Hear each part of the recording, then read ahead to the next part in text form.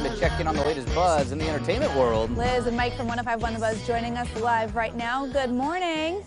Morning. Good morning, guys. Good morning. You guys looking good, getting situated in your new studio. Yeah, the new How's digs. it going? Yeah, it's going well. We didn't have to call any engineers in today, so we're fingers crossed we're gonna make it through the rest of the show. There you go. There you go. A whole studio switch. It's a big project. It is a big deal. Yeah. Lots of plugs to check and buttons to push and things that, can you tell I'm told to stay away from all of that. Like, don't touch anything. Hey, we have some more royal news this morning. More allegations coming out ahead of Prince Harry's new book. We're learning about a feud between Meaghan Markle and Kate Middleton. Oh boy. Yeah, so we always knew that there was a feud that was going on there, but we never knew exactly what caused the rift.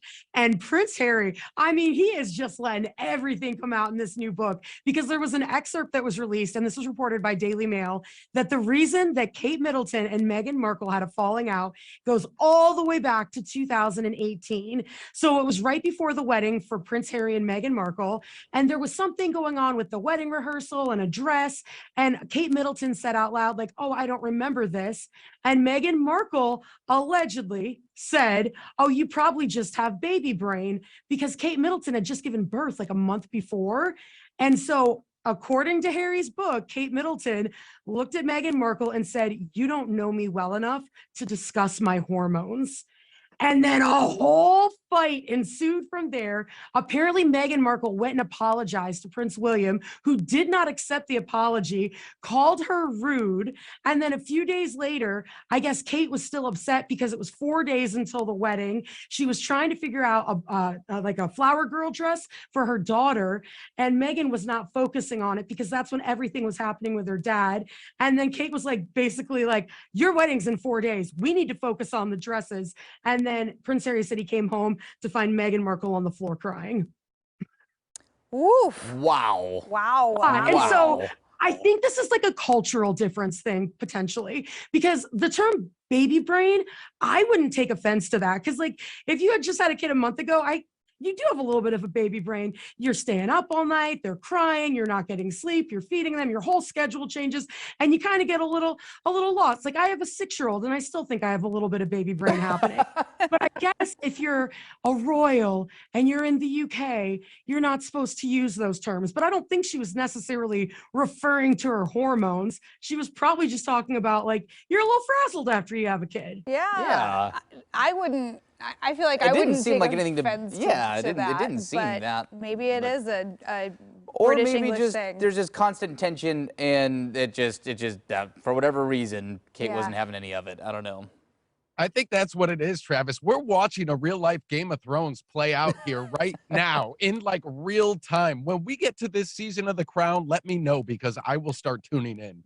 They're not going to do a season of The Crown off of what's happening right now, though, because they said they're too close to it. But honestly, this is way better drama than season 3 had. I slept for half of that thing. If you throw Harry in the mix, though, he is mad. He is telling all the secrets. He's letting everything hang out. And I didn't think I was going to buy this book, but the more and more I see, I'm like, oh no, I am going to be first in line. I will be standing there with my book ready. I might have to read this Just one. wild. I'm not much of a big like celebrity biography, Yeah, I'm kind not of either. person, or autobiography kind of thing. But yeah, this sounds really juicy. I feel like this is just this group of very entitled people who have lived in a bubble for generations and have been kind of enabled to kind of say and do whatever they want, because who's going to go against them?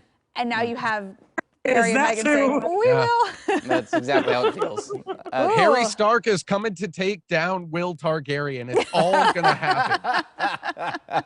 Well, when that episode of The Crown comes out, you're right, Mike. We should all watch Keep the it. popcorn coming. Oh my gosh. Yes. All right. Well, speaking of other celebrities right now, so we've all talked about inflation, grocery prices, they're a pain, but apparently some celebs like Cardi B even going off about this. She went on a rant about how much the price of groceries has gone up, specifically lettuce. And she was talking about, like, I know people think this doesn't affect me because I've got money, but that's how you keep your money, is not wasting money. And at first I was like, yeah, that's right, Cardi B. Groceries are expensive. But then I remembered 2 years ago, she threw a birthday party for Offset that was sneaker themed. And then she presented him with a $2 million check. So I don't think she's struggling quite the same with inflation and groceries as we are, because I cried over a pack of bologna before the holidays because it was $8. So I don't think she's feeling it quite the same, but she was trying to be very relatable and just go off on the fact that some lettuce was $7. Interesting. Which I can appreciate the fact that like she knows that lettuce is $7 and that is insane, you know, and like I get that, but I'm with you where it doesn't affect you the way it affects everybody else. I mean, I like the motion though. Now it's not just a meat-free Monday. It's meat-free Monday, Tuesday, Wednesday, Thursday. I mean, $16 for a pound of sliced turkey at the deli is what I was about to pay for groceries last week. If Cardi B is the politician we need to get something done about this, give me a petition, a voting ballot, or something, and I will check off all of those boxes. Listen, the way things have gone in Washington, D.C. this week, there's a chance that Cardi B's Twitter rant has had significantly more impact than any member of the House of Representatives. Cardi B might be House Speaker by the end of the day. Right? Who knows?